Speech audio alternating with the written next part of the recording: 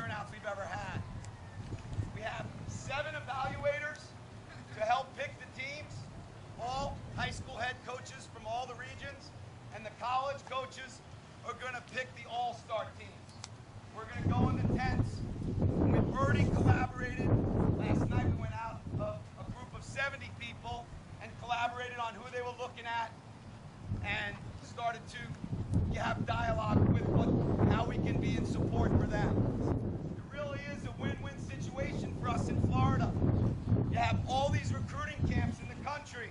Top 205, Peak 200, Nike Blue Chip, New England 150, Top Star, Maverick. 900,000 kids on a weekend and 100 college coaches watching 15, 20 fields. You have 50 college coaches watching your boys in one weekend. It's really been a good model. I've been doing recruiting, college coaching, high school coaching for 28 years. I helped start some of the biggest recruiting camps in the country. T99 in Texas, one of the biggest ones. I was a director at Top 205 in the late 80s and early 90s. I really figured out what the model is. It's not a perfect world, moms and dads.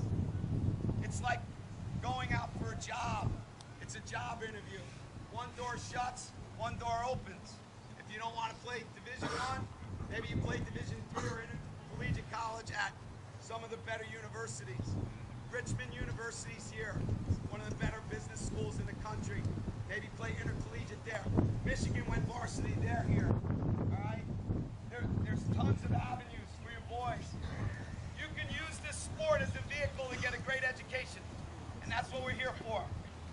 Really, you know, it's family, school, and lacrosse, and we really want to preach that the whole weekend. He's going to give you some, background on himself and talk a little bit about the recruiting process and how you can use this great game as a vehicle for a great education. On a daily basis, I get guys coming in my office.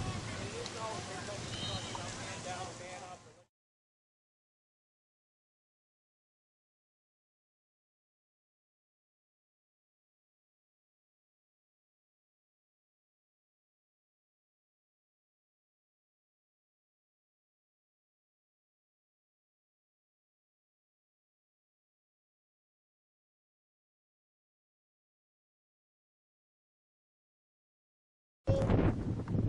Was given out today. It's on the website.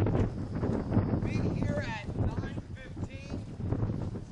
We will play all the way to 1 o'clock. We'll announce the All-Star games around 1:30. And then at that point, we'll have a 1917 All-Star game. There will not be a 15 All-Star game. At that point, take us at least 2 or 3 days to announce all the teams from Tri-State and hotbeds. Here's how the evaluation is going to go, because we've really changed the model. In the past, we've allowed just the college coaches to do it. Last year, we allowed just the high school coaches, and the college coaches really didn't have an input. We decided this year that we were going to let both the college coaches' evaluations with the high school head coaches, the 13 coaches, and then all the 15 coaches, and then that's how we would do it, one big collaborated effort.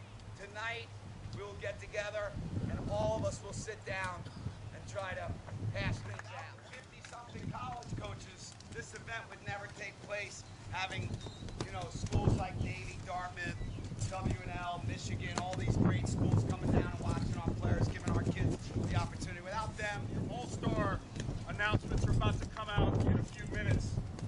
And I shared with him the fact that my wife and I, we both work for Wounded Warrior Project.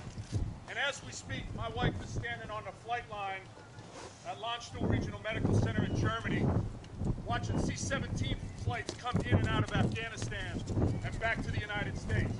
So one of the things I mentioned to Coach Goldberg just in passing was, there's no such thing as disappointment on this field today. As he said, you come out, you compete, you give 100% for 2 solid days, you get a chance to meet some great kids, meet some good parents, and you end up taking away great relationships. This is just a game. The men and women that we're serving over at Landstuhl Regional Medical Center today, are coming back banged up, blown up, and shot up. That's what really matters. That's a serious game. That's a life and death situation. Lacrosse is not.